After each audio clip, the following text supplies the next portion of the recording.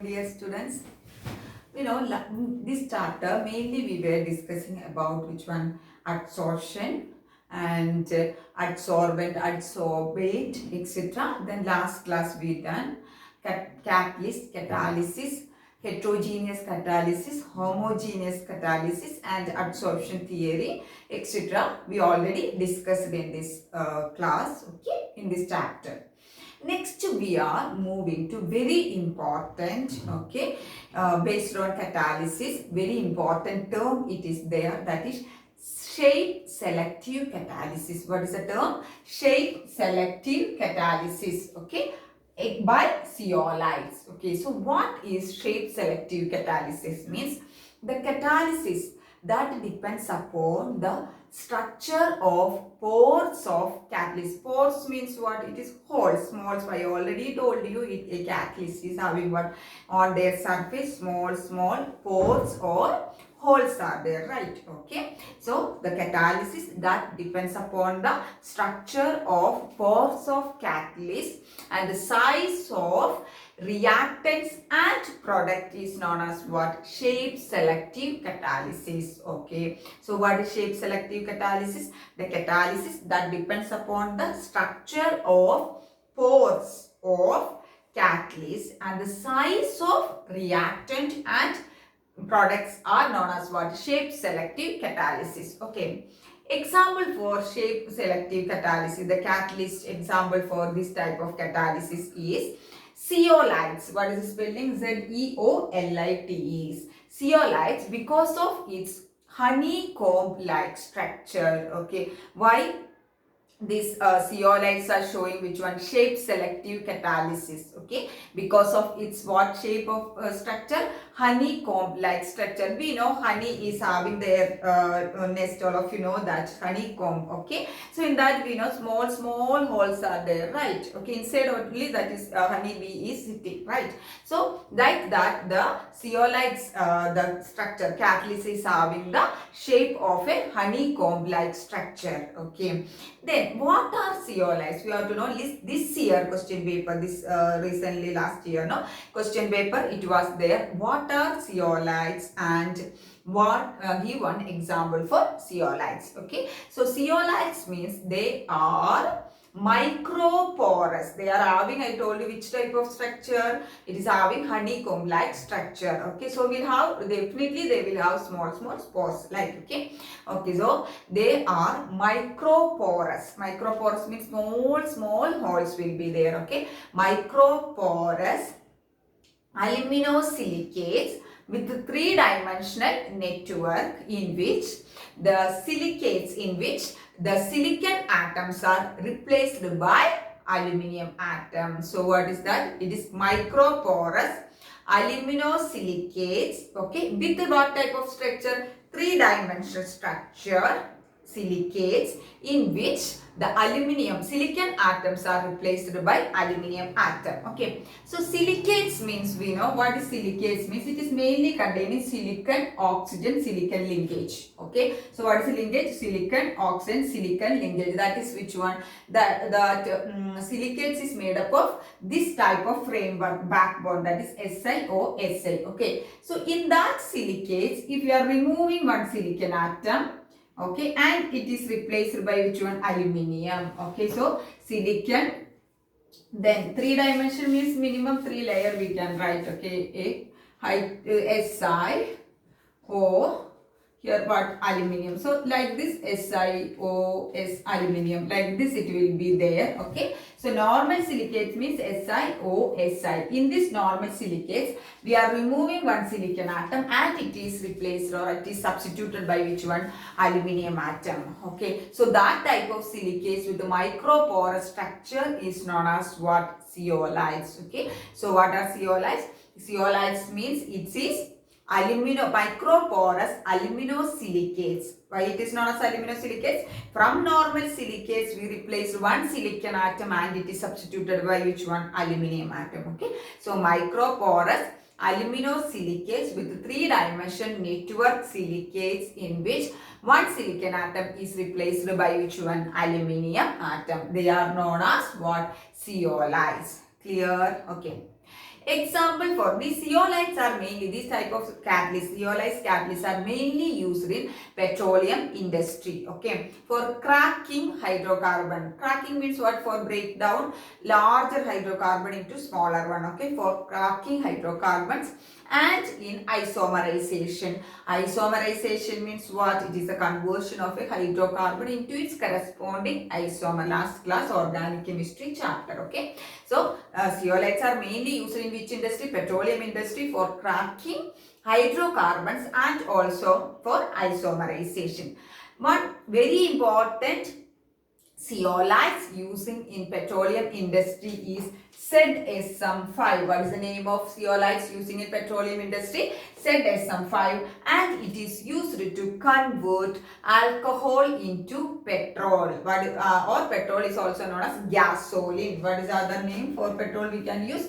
Gasoline. Okay, so ZSM, what is the example for zeolites? ZSM5, and it is used in petroleum industry. Very important, this year they asked. Example for which one? Example for zeolite is ZSM5, and it is used to convert alcohol into petrol. Okay, so what is zeolites and its definition and example. Okay, then next we are moving to the enzymes. So catalyst, chemical catalyst over. Okay, so next we are moving to enzyme catalysis. This is also known as cellular catalysis. Cellular catalysis. Why it is known as cellular catalysis? Okay, enzyme catalysis also known as what? Cellular catalysis. Okay. We know in chemical process we were using many catalysts like ammonia, manufacture of ammonia, which catalyst we are using, iron we were using, and vanadium pentoxide, platinum, many we were using in chemical process. Okay, like in chemical process, biological process like reaction happening inside the animal and plants, okay, that are controlled by some catalyst. That they are known as what? Enzymes. They are which one? Biological catalysts. They control the biological reactions happening inside the body of plants and animals. Okay, so they are known as what? Enzymes. So enzymes are also known as biological catalysts. Why they are known as biological catalysts? They used to control or regulate which one? The biological activities happening inside the plants and animals. Okay, they are also known as what? Biochemical catalyst. What is the other name? Biochemical catalyst. Okay, and this process controlled by enzymes are known as what? Biochemical catalysis. So biochemical catalyst. What is biochemical catalyst? Enzymes. Okay, biochemical catalyst, and the biological activities controlled by enzymes are known as what? Biochemical catalysis. Biochemical catalysis. Okay, so in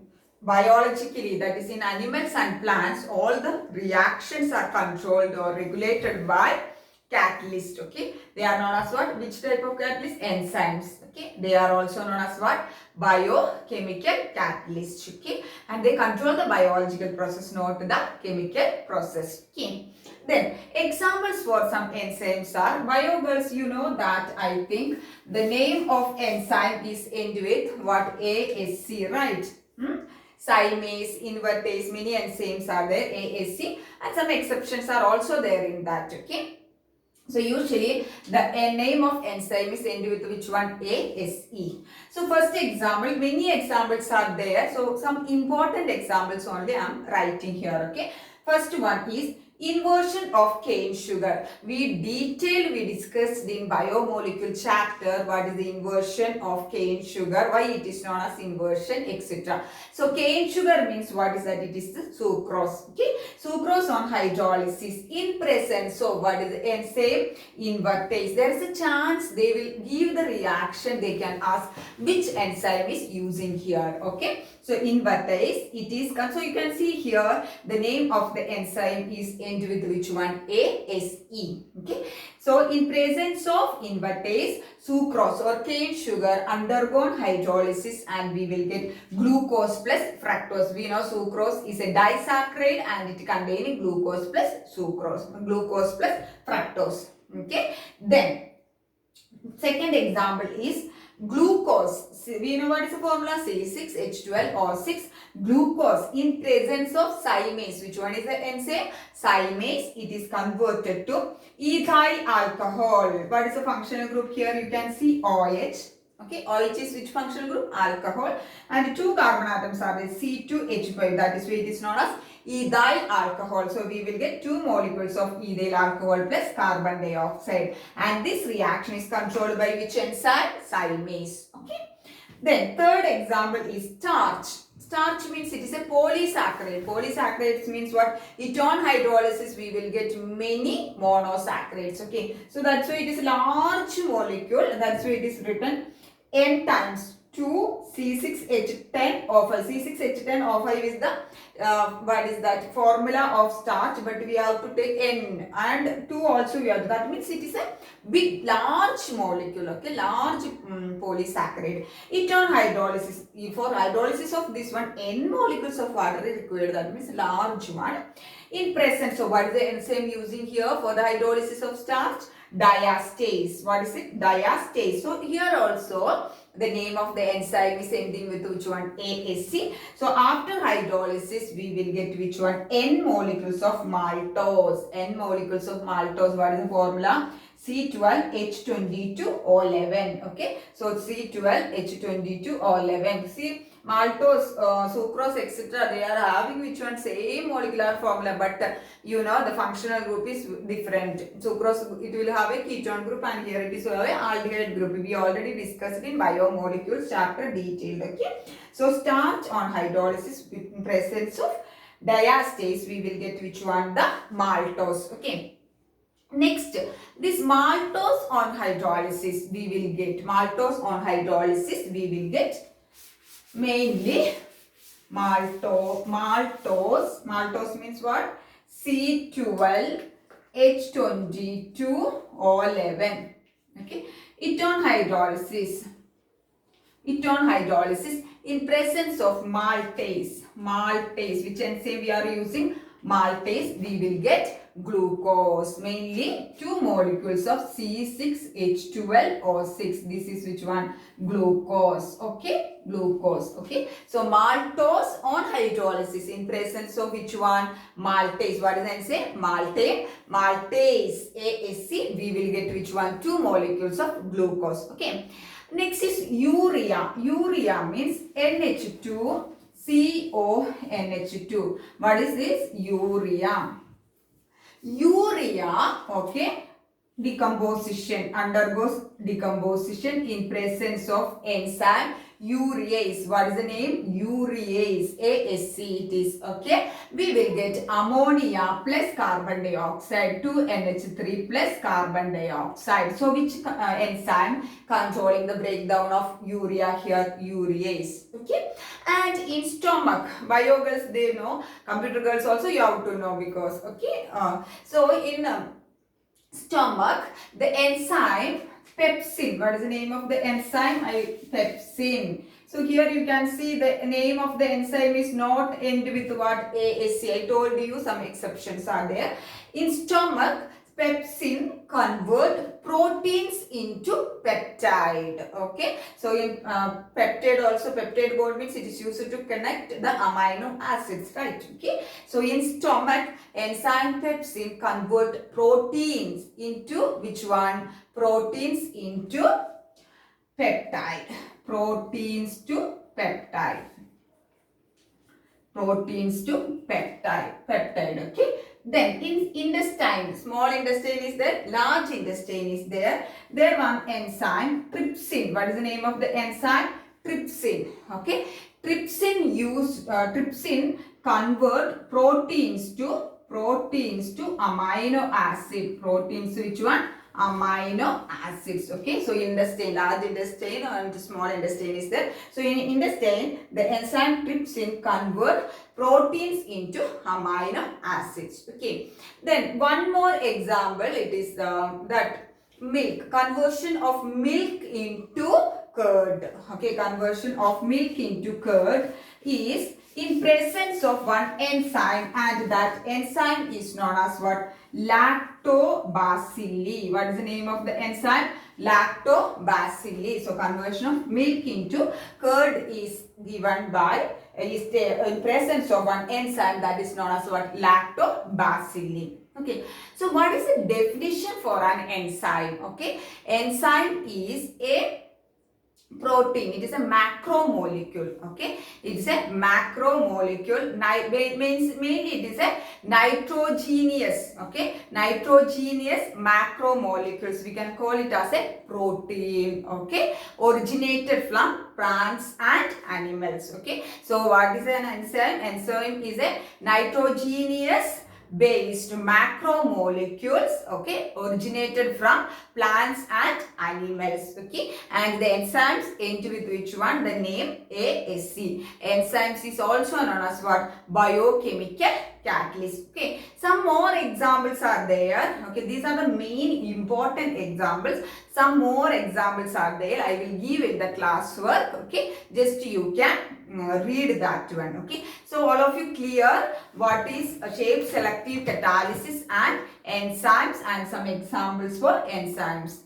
Next we are moving to the characteristics of enzyme catalysis. Okay, so what are the characteristics of enzyme catalysis? First one is highly specific. Enzymes are highly specific. What is the meaning of that? Means for a particular reaction, it is controlled by, or particular biological reaction, it is controlled by a particular enzyme only. For example, many enzymes we saw, right? The decomposition of urea, it takes place in presence of which one? Urease only. Okay, if we are using any other enzymes, what will happen? That reaction, that biological action or biological reaction does not happen. Okay, so it is highly specific. That means for a particular biological reaction, that particular enzyme is must.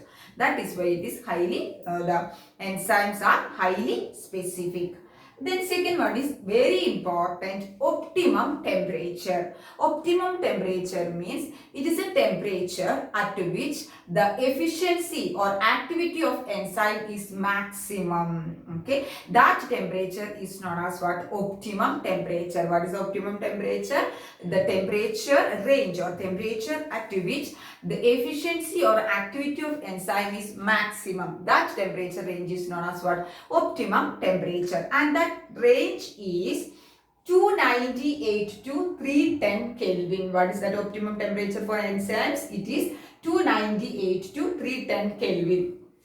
We know what is our body temperature? 37 degrees Celsius, right? How much in Kelvin scale? How much the value in Kelvin scale? Just we will add 273. So we will get 310. So what is the 37 degrees Celsius is our body temperature. How much in Kelvin scale? It is the 310 degree in 310 in Kelvin scale. Okay, so what is 298 to 310 Kelvin is the optimum temperature. Okay, so when we are having fever and all, what is happening? The temperature will be increased. So temperature increased means what? The activity of the enzymes is not taking place properly. Okay, so we are feeling sick. So enzymes are inactive. Okay, so the optimum temperature, that is why when we are having fever, the temperature is increased. Our body temperature is increased more than 310 Kelvin, that is 37 degrees Celsius. So what will happen? The activity of many enzymes lost. That is why we are feeling sick. Clear? Okay. So how we can define an optimum temperature? Optimum temperature means it is the temperature at which the efficiency or activity of the temperature is maximum. Okay. Above this temperature, what will happen? The enzyme lost its activity, and below that temperature, what is that? The reaction, biological reaction will be very slow. Okay. So that optimum range of temperature is known as what? Optimum temperature. At that particular range, the activity of enzyme is maximum. So what is the temperature range? Through 298 to 310 Kelvin. Next is In presence of, next characteristics is in presence of electrolytes. We know strong electrolytes, weak electrolytes. We discussed in electrochemistry chapter. Okay, in presence of electrolytes and UV radiations, ultraviolet radiations, enzymes are inactive. Okay. Then they are highly efficient. What is the meaning of efficiency here is a small amount of enzyme is required to increase the speed of biological reaction million times. Okay, so that is the meaning of highly efficient. That means a small amount is enough to increase the rate of a reaction million times faster. Okay, that means in between the reactions enzymes are regenerated. We know enzymes are catalysts. No, they will not undergo any type of quantitatively and chemically any type of change during the reaction. So during the reaction itself it will be regenerated. So a minute or small amount is required to increase the biological reaction million times. That is why they are highly efficient. Okay. Next point is optimum pH. Optimum pH means just like optimum temperature, the pH range at which the efficiency or activity of enzyme is maximum. That pH is known as what? Optimum pH. And it is found to be, what is the value? 5 to 7. It is the range in between 5 to 7. That means 7 means neutral, right? 5 means what? Acidic, slightly acidic. Okay. So acidic to neutral, 5 to 7 is the optimum pH condition for the maximum efficiency of an enzyme. Next is, just like catalysts, we know catalytic promoters, what they will do? They increase the efficiency of catalysts. Just like here also, to increase the activity or efficiency of enzymes, it is their coenzymes and activators. Okay, so coenzymes and activators means they are present along with the enzyme, non-enzymatic substance present along with which one? The enzyme, to increase the activity of enzyme. They are non-enzymatic. Okay, we know enzymes are proteins mainly. Okay, so coenzymes means it is the non-protein. Coenzymes and activators are using as what? Catalytic, just like enzymes to increase the activity of enzymes. Okay, so what is coenzyme means? It is non-protein part. It is a not enzymes are protein, right? But it is a non-protein part present along with which one? Enzymes. That is coenzymes. Then activators. Activators means generally it will be metal ions like Na plus K plus Cu2 plus Fe2 plus etc. So the enzyme's activity is increased by some substances, non-enzymatic substances, for example, are known as coenzymes and activators. Coenzymes means it is non-protein present along with the enzyme, and activators means it is metal ions like Na plus K plus Cu2 plus Fe2 plus etc.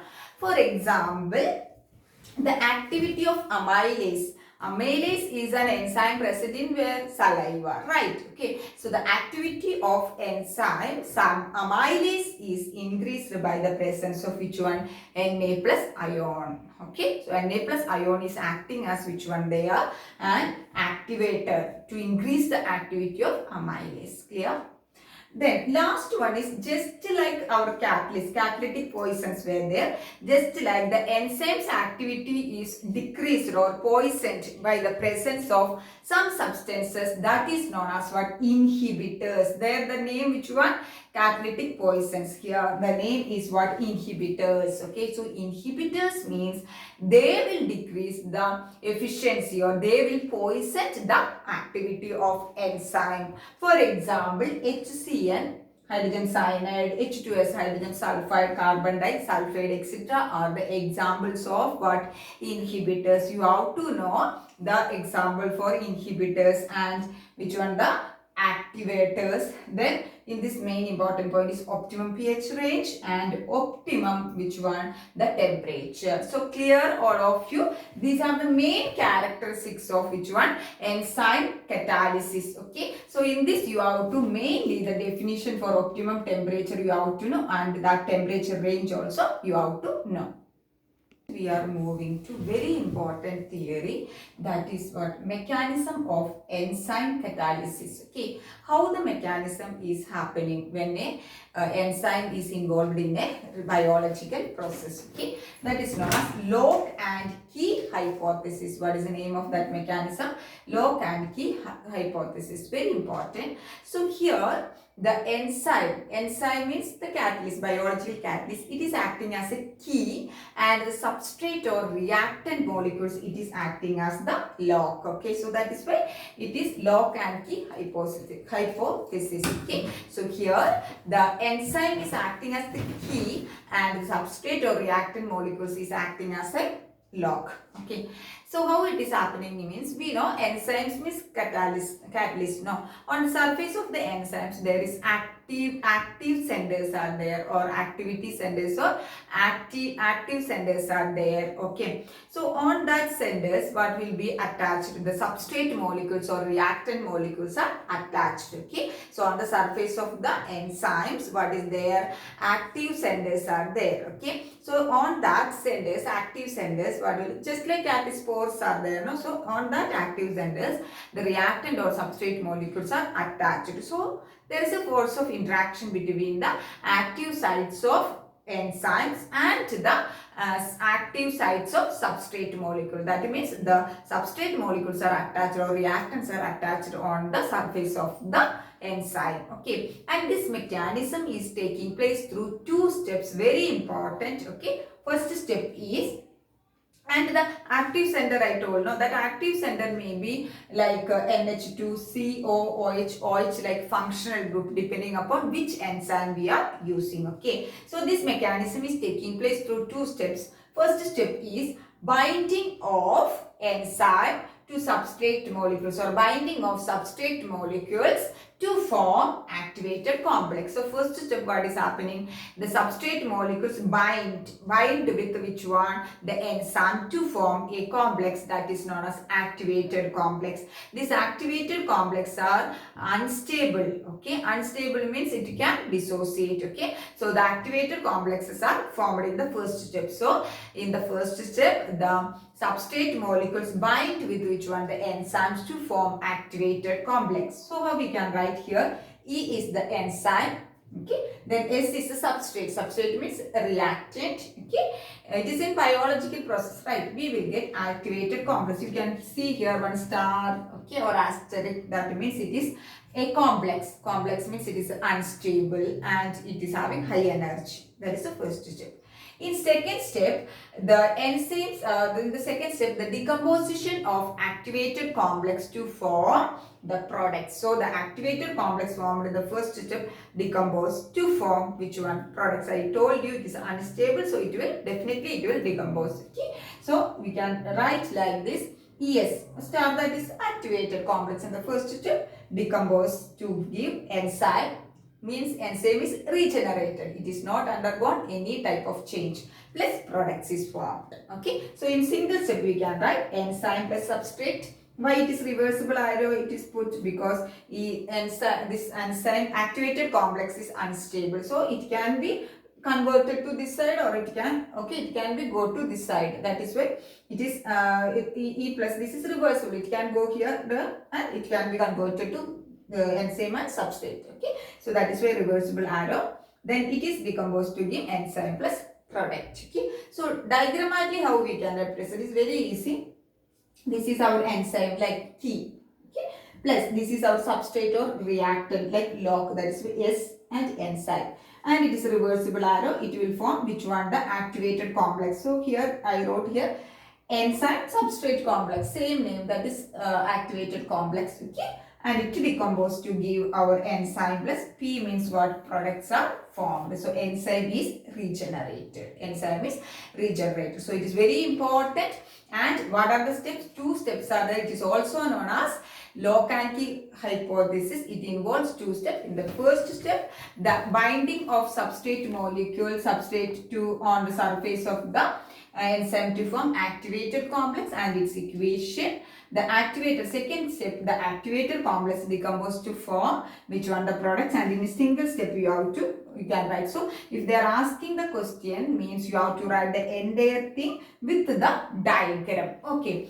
So from these catalysts and enzymes are having very important role in the industry. Okay. So we know the main three catalysts we were using in the manufacture of ammonia. Which catalyst we were using? Iron. And for the preparation of sulfuric acid by contact process also we were using what? Platinum or vanadium pentoxide. For the manufacture of nitric acid we were using platinum or rhodium. Okay, so catalysts and enzymes are having very important role in our industry and daily life. Okay, so that is about today's class, and thank you girls.